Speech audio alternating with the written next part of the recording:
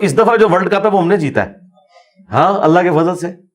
تو ہاں پرانے زمانوں میں آپ کہہ سکتے ہیں بظاہر دنیاوی طور پر اہل البیت کو وہ کامیابیاں نہیں ملی دنیاوی طور پر, آخرت کے پوائنٹ آف ویو سے تو وہ کامیاب ہے جو ملنی چاہیے تھی, لیکن اب تو یہ جو مبارک دور ہے اس کے اندر تو ہر طرف اہل البیت کا ہی ذکر ہے. اب رہ گیا یہ جو نبی الاسلام کی وفات کے بعد, تو یہ ہمیشہ ایسے ہوا ہے کہ جب مخلص ساتھی رخصت ہوتے ہیں نا تو ان کے رخصت ہونے کے بعد پھر ظاہر ہے کہ ناہنجار ناخلف لوگ منظر عام کے اوپر آ جاتے ہیں. نبی الاسلام کے جو اپنے مخلص ساتھی تھے انہیں تو اہل بیت کی عظمت کا پتہ تھا اور اس لیے انہوں نے پورے پیشن کے ساتھ ان کا ساتھ دیا. ایک ثقیفہ بنی ساعدہ والا جو ایشو ہے وہ چونکہ at the end of the day mishandling کے باوجود اس کے اوپر سیدنا علی نے ایگری کر لیا, لہٰذا وہ تو چیپٹر ہو گیا کلوز. اس میں بھی جو امام بخاری ہیں وہ لکھتے ہیں کہ 6 ماہ بعد جناب امیر کو پتہ چلتا ہے کہ خلافت کا سلسلہ جو سارا یہ نہیں, ان کو پتہ چل گیا تھا, انہوں نے بیعت نہیں کی تھی. امام بخاری نے یہ نقل کیا ہے, مسلم نے بھی, کہ 6 مہینے تک انہوں نے بیعت نہیں کی. اچھا, جناب امیر المومنین علی بن ابی طالب کو اس واقعے کی خبر نہ دینا یا خبر نہ ہونا, اس کے پیچھے کیا پس منظر ہے؟ اس کے پیچھے پس منظر سیدنا ابوبکر عمر نہیں ہے, وہ تو بےچارے بیٹھے ہوئے تھے میت کے اوپر. انہیں تو آ کے خبر ملی ہے کہ ثقیفہ بنی ساعدہ میں سعد ابن عبادہ کو لوگ امیر چننے لگے ہیں, لہذا سب سے بڑا جو غالی شیعہ یہ ظلم کرتے ہیں اور وہ کہتے ہیں کہ ابوبکر عمر خلافت کے لالچی تھے. اگر یہ خلافت کے لالچی ہوتے تو یہ ثقیفہ بنی ساعدہ کی میٹنگ کال کرتے. میٹنگ تو انصار مدینہ نے کال کی ہوئی تھی جو خود شیعہ علی تھے, تو سٹارٹ تو وہاں سے ہوا نا.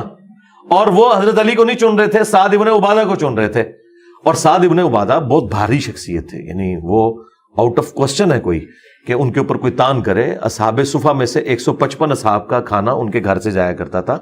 یہ 2 بندے ہیں جنہوں نے نبی الاسلام کو مدینے میں سپورٹ کیا ہے, سعد ابن معاذ جو اوس کے سردار تھے اور خزرج کے سعد ابن عبادہ. اگر یہ 2 بندے نہ ہوتے تو نبی الاسلام کی دعوت کو جو یہ عروج ملا ہے جو اللہ تعالیٰ نے یعنی صحابہ کے ذریعے ہاتھ مضبوط کیے ہیں, تو یہ 2 بندے ہیں. ان میں سے ایک سعد ابن عبادہ تھے. سعد ابن معاذ تو شہید ہو گئے تھے غزوہ خندق کے موقع پر, جو انہیں یہاں پہ تیر لگا تھا اور وہ زخم جاری ہو گیا تھا. اور سعد ابن عبادہ انصار مدینہ میں سے تھے اور نبی الاسلام کے قریبی ساتھیوں میں سے تھے. تو وہ سمجھتے تھے انصار مدینہ کے نبی الاسلام کے جانے کے بعد چونکہ ہم نے نبی الاسلام کو سپورٹ کیا اور پھر ان کی جو ریزرویشنز تھی وہ جینون تھی. وہ یہ کہتے تھے کہ چونکہ مشرکین عرب جو تھے وہ آخری وقت تک رسول اللہ کے دشمن رہے صلی اللہ علیہ وآلہ وسلم, اور فتح مکہ کی وجہ سے طلقاء وہ بنے. اب ان کے آنے والی نسلیں اپنے آباء و اجداد کا بدلہ ہم سے لیں گی, کیونکہ ہم انصار مدینہ وہ تھے جنہوں نے ان مشرکین عرب کے آباء و اجداد کو قتل کیا ہوا تھا, اور ان میں حضرت علی بھی تھے جو خود مہاجر تھے. لیکن کتنے بڑے بڑے قریش کے سردار حضرت علی کے ہاتھوں قتل ہوئے تھے غزوہ بدر میں, احد کے اندر, خندق کے اندر. تو انصار مدینہ کو یہ ڈر تھا. وہاں پہ آپ کو یہ روایتیں بھی بخاری مسلم میں ملیں گی کہ ایک امیر تم میں سے ہو, ایک ہم میں سے ہو. ہاں بالکل. تو لیکن امیر تو 2 ہو ہی نہیں سکتے, یہ تو بالکل اللاجیکل بات تھی نا, 2 امیر تو ہو ہی نہیں سکتے نا. یہ تو اللہ تعالیٰ نے دنیا میں نظام ہی ایسا نہیں بنایا. جب بھی کوئی جوائنٹ سسٹم بنتا ہے اس کا امیر ایک ہوتا ہے, خاندان میں امیر ایک ہوتا ہے, وہ مرد ہوتا ہے. الرجال قوامون علی النساء, خود اللہ نے اپنے بارے میں کہا ہے کہ اگر اللہ کے ساتھ کوئی اور الہ ہوتا تو یہ زمین و اسمان کا نظام درم برم ہو جاتا ہے سورۃ الانبیاء کے اندر. تو یہ تو ہو نہیں سکتا, لیڈر ایک ہی ہوتا ہے. نبی الاسلام کے ہمارے زمانے میں بھی تو ایک تھا نا, آپ نے اپنے ساتھ کسی کو شامل تو نہیں کیا لیڈرشپ کے اندر, یہ ہو نہیں سکتا. یہ ڈیمانڈ ان کی غلط تھی. البتہ جب ثقیفہ بنی ساعدہ کے اندر یہ میٹنگ کال کی اور سیدنا ابوبکر عمر کو بتایا گیا تو وہ تو اس نیت سے تو وہاں گئے نہیں تھے کہ کوئی بیعت ہوگی, لیکن قبائلی سسٹم تھا. آپ ان حالات و واقعات کو اگر دیکھیں جہاں پہ تلواریں نکل آئی ہیں اور جنگ و جدل والا معاملہ ہو گیا, اس وقت وہ تلے ہوئے تھے کہ سعد ابن عبادہ کو ہم نے خلیفہ چننا ہے. تو وہاں پہ حضرت عمر کہتے ہیں میں نے اپنے دماغ میں ایک تقریر بنائی ہوئی تھی میں کروں گا, لیکن حضرت ابوبکر نے مجھے خاموش کروا دیا. ظاہر ہے حضرت ابوبکر یہ سمجھتے تھے یہ جذباتی ہیں, کوئی معاملہ مس ہینڈل نہ ہو جائے, لیکن وہ کہتے ہیں جو میں نے اپنے دماغ میں پوائنٹس سوچے تھے ان سے بہتر حضرت ابوبکر نے تقریر کی. انہوں نے کہا دیکھیں نبی الاسلام قریش میں سے تھے, لہٰذا آپ کا سکسیسر بھی قریش میں سے ہونا چاہیے, اور انصار مدینہ تم لوگ رسول اللہ کے ساتھ وزیر کی حیثیت سے تھے, تو جو بھی اب امیر چنا جائے تم وزیر کی حیثیت سے رہو, اللہ کے نبی تم سے راضی ہیں اور یہ سارے معاملات ہیں. اور چونکہ قریش کا قبیلہ ڈومیننٹ ہے, اوس اور خزرج کا وہ مقام نہیں تھا عرب کے اندر جو قریش کا تھا, اور قبائلی سسٹم میں نبی الاسلام کو صرف پیغمبر کے طور پر انہوں نے ایکسیپٹ نہیں کیا تھا عرب دنیا نے, بلکہ ایک قبیلے کے سردار کے طور پر بھی. اسی لیے آیا نا اذا جاء نصر اللہ والفتح ورأیت الناس يدخلون فی دین اللہ افواجا. وہ جو فوج در فوج لوگ دین میں داخل ہو رہے تھے وہ اس اعتبار سے ہو رہے تھے کہ قریش کے سردار کو غلبہ مل گیا بنو ہاشم میں سے اور ہم نے اس کی اطاعت اختیار کرنی. یہ پہلی دفعہ ہوا تھا کہ ایک قبیلہ اتنا ڈومیننٹ ہو گیا, ورنہ تو طوائف الملوک ہی تھی. اس کا فائدہ رومنز اور پرشینز اٹھاتے تھے, اور عرب کے لوگ جو زیادہ جنگجو تھے, جن کے اندر زیادہ طاقت تھی, صرف ایک طوائف الملوکی تھی, یہ ایک جھنڈے کے نیچے جمع نہیں تھے, انہیں اپنی طاقت کا اندازہ نہیں تھا کہ اگر ہم اکٹھے ہو جائیں تو یہ رومنز پرشین تو شاہی کوئی نہیں ہے. اور وہ اللہ تعالیٰ نے نبی علیہ السلام کے ذریعے کیا, اور دیکھیں پھر کیسا انہوں نے الٹا, یہ اتنے طاقتور لوگ, ٹف مول کے عادی. اب یہ سارے کا سارا معاملہ جو تھا قریش کا غلبہ, اسی کی بنیاد کے اوپر آگے یہ ساری امپائر پھیلنی تھی. تو حضرت ابوبکر نے کہا کہ قریش کے علاوہ اگر کوئی اور سردار ہوا تو یہ تمہیں نہیں چنیں گے. خود ظاہر ہے کہ خود قریش مکہ نے نہیں ماننا تھا کہ اوس اور خزرج کی کیا اوقات ہے. اچھا, اب یہ ساری چیزیں ایک گراؤنڈ ریالٹیز ہیں. اب آپ لوگوں کو آیتیں حدیثیں نہیں سنا کے کہہ سکتے کہ جی وہ سب انسان اللہ کے نزدیک برابر ہیں, یہ ساری چیزیں نہیں ہو سکتی. بہرحال اللہ تعالیٰ نے بنو ہاشم کو تو جان والوں پہ فضیلت دی ہے نا, بنو اسرائیل کو بھی دی, بنو اسماعیل کو بھی. تو قریش مکہ بنو اسماعیل تھے نا, اور ان میں بھی ایک ڈومیننٹ قبیلہ, نبی علیہ السلام کی ایک نسبت تو انہیں حاصل تھی, تو یہ جینون تھا. اب اس وقت حضرت ابوبکر نے کیا کیا, بخاری مسلم کے الفاظ ہیں, آپ نے ابو عبیدہ اور حضرت عمر کا ہاتھ یوں پکڑ کے کہا کہ یہ دو بندے, ان میں سے کسی کو اپنا خلیفہ چن لو. اچھا, یہ اس وقت کرنا کیوں ضروری تھا آپ کی نظر میں, اور میری نظر میں تو یہ ہونا چاہیے تھا کہ اس وقت تھوڑا سا وقفہ لے لیا جاتا, نبی علیہ السلام کی تدفین سے فارغ ہو لیتے اور پھر ایک میٹنگ کال کے معاملات کرتے. لیکن یہ معاملہ اس طرف جانے والا نظر نہیں آ رہا تھا. اس وقت کی سچویشن کو وہی بہتر سمجھ سکتے ہیں, اور اس میں مجھ سے پکا لے لیں, امام حسن نے معاویہ بن ابی سفیان کے ہاتھ پہ جو صلح کی ہے, ان کے اپنے ساتھیوں نے کہا کہ اس نے ہمیں ذلیل کروا دیا ہے. لیکن یہ تو امام حسن سمجھ سکتے ہیں, یا میں ان کے اس درد کو سمجھ سکتا ہوں کہ انہیں کس مجبوری میں صلح کرنی پڑی ہے. صلح ہی اس وقت بہتر آپشن تھی, ورنہ وہ تو 40,000 کا لشکر لے کے گئے تھے معاویہ سے لڑنے کے لیے, لیکن انہوں نے دیکھا کہ ان کے سردار خرید لیے گئے ہیں اور یہ معاملہ بگڑ جائے گا, تو انہوں نے کہا بھائی بہتر یہ ہے کہ اس معاملے کو میں یہاں پہ ٹھپ کر دوں. یہ پورا مقدمہ ہے, وہ آپ اپنے پاس رکھیں, سوال اینڈ پہ کر لیجئے گا, میں مقدمہ کلیئر کر رہا ہوں, ورنہ ٹیمپو وہ ٹوٹ جائے گا. میں آپ کو بتا رہا ہوں کہ آج بیٹھ کے کوئی سچویشن کا اندازہ نہیں کر سکتا جب تک آپ زمانے میں ریورس جا کے وہ سارے حالات دیکھ نہ لیں. تو حضرت ابوبکر نے اس وقت یہ ریلائز کیا کہ بھائی اگر اس وقت کوئی ڈیسیژن نہ ہوا تو یہ تلپٹ ہو جائے گا, اور یہ انصار مدینہ کو چنیں گے اور ایک نئی گیم شروع ہو جائے گی, قریش مکہ میں پھوٹ پڑ جائے گی. اب اس کا آخری حل یہ ہے کہ ان دو بڑے سرداروں میں سے ایک کو چن لیا جائے. اور انہوں نے کن بندوں کے نام پیش کیے؟ ابو عبیدہ بن جراح, جن کو نبی علیہ السلام نے امین الامت کہا تھا. نجران کے جب عیسائی آئے, بخاری میں آیا, وہ مبالغہ تو نہیں ہو سکا تھا, مسلم میں آیا کہ مولا علی, حسن حسین اور فاطمہ کو لے کے نبی علیہ السلام آئے, لیکن مبالغہ ہوا نہیں کیونکہ کرسچن ریڈی نہیں ہوئے. لیکن پھر انہوں نے کہا کہ اگر مبالغہ ہوا تو ہم مارے جائیں گے, اگر یہ جھوٹا نبی ہوا تو پھر ہمیں کوئی ڈر نہیں, تو آپ ہمارے ساتھ کوئی اپنا ایسا قریبی آدمی بھیجیں. تو آپ نے فرمایا میں امین الامت تمہاری طرف بھیجوں گا. پھر نبی علیہ السلام نے ابو عبیدہ بن جراح کو بھیجا. تو حضرت ابوبکر نے وہ سوٹیبل پرسنالٹیز کے ہاتھ اس طریقے سے کھڑے کیے اور کہا ان میں سے چن لو.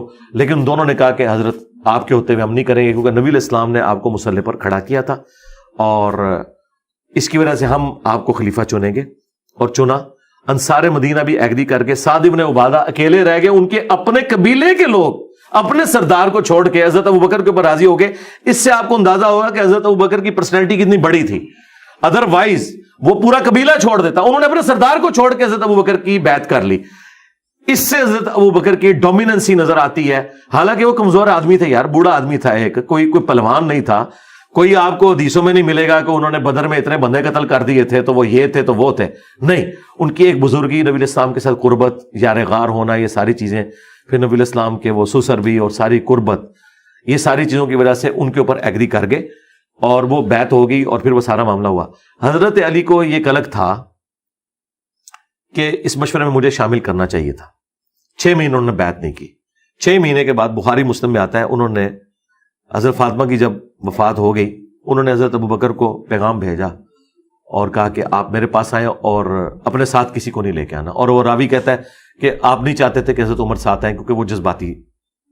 تو حضرت عمر نے روکا حضرت ابوبکر کو کہ آپ اکیلے نہ جائیں. انہوں نے کہا میں اہل بیت رسول سے کوئی نیگیٹو چیز امید نہیں کرتا, اس سے آپ کو ان کی کمٹمنٹ کا. وہ اکیلے گئے, حالانکہ بہت بڑا رسک تھا اکیلے جانا. اچھا, جبکہ خلافت کا جھگڑا چل رہا ہے. اور دوسرا آپ دیکھیں, خلیفہ وقت جو ہے وہ حضرت ابوبکر ہیں, ہونا تو چاہیے تھا وہ کہتے تم میرے دربار میں آؤ. انہیں پتا تھا اس گھر سے ہمیں دین ملا ہے, یہ ہمارے بڑے ہیں, یہ ان کا جانا. پھر حضرت علی جب یہ بات کی کہ آپ کو جو اللہ تعالیٰ نے یہ فضیلت دی اور یہ حالات و واقعات فیوریبل ہوئے, ہمیں کوئی حسد نہیں ہے, لیکن آپ نے ہمیں مشورے میں بھی شامل نہیں کیا. اس پہ حضرت ابوبکر رو پڑے. اس کے بعد حضرت علی نے کہا دیٹس آل, اب میں اعلانیہ آپ کی بیعت کروں گا. زور کے وقت حضرت ابوبکر ممبر پہ چڑھے, حضرت علی کے فضائل بیان کیے. اس کے بعد سیدنا علی چڑھے اور حضرت ابوبکر کے فضائل بیان کیے, اپنی بیعت نہ کرنے کی وجہ بتائی. انہوں نے بھی بتایا. الٹیمیٹلی یہ سارا پیچ اپ ہو گیا. اور اس کے بعد جتنی جنگیں ہوئی ہیں ان میں تھنک ٹینک کے طور پر حضرت علی کبھی بھی علیحدہ نہیں ہوئے حضرت ابوبکر سے, نہ حضرت عمر سے. سارے معاملات مشورے کے ساتھ چلتے تھے. تو اس وقت ایک معاملہ ہوا, لیکن چونکہ at the end of the day وہ سیٹل ہو گیا. اب سیٹلمنٹ کے بعد ان گڑے مردوں کو اکھاڑنا تب درست ہے جب حضرت علی اس بیعت کے اوپر راضی نہ ہو. جب وہ راضی رہے ہیں, تینوں خلفاء کے ساتھ رہے ہیں. شیعہ کہتے ہیں کہ وہ امت کے مفاد میں رہے, ہم کہتے ہیں دل سے قبول کیا, لیکن اینڈ رزلٹ یہ کہ ساتھ رہے نا, تو تم بھی امت کا مفاد سمجھو نا. اگر مولا علی نے سمجھا ہے تو آج تم اس بنیاد کے اوپر امت کو تو نہ توڑو نا. بنو امیہ کے غلط ایکٹیویٹیز کا ابو بکر و عمر کے ساتھ کوئی لینا دینا نہیں ہے. حضرت عثمان کے دور میں بھی جو کچھ ہوا اس میں بھی حضرت عثمان حضرت علی کے مشورے کو لے کے چلتے تھے.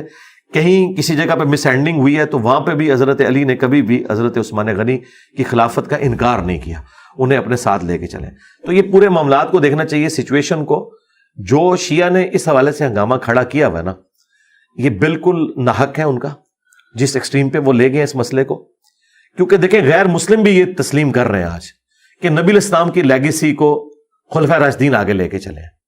اور قرآن میں اللہ کا وعدہ تھا وَالَّذِي أَرْسَلَ رَسُولَهُ بِالْهُدَى وَدِينِ الْحَقِّ لِيُظْهِرَهُ عَلَى الدِّينِ كُلِّهِ. نبی الاسلام کے ذریعے تمام ادیان کے اوپر اس دین کو غالب کرنا تھا. لیکن نبی الاسلام کی مبارک زندگی میں یہ دین تو صرف عرب کی سرزمین میں غالب ہوا ہے, سارے ادیان پہ تو غالب نہیں ہوا.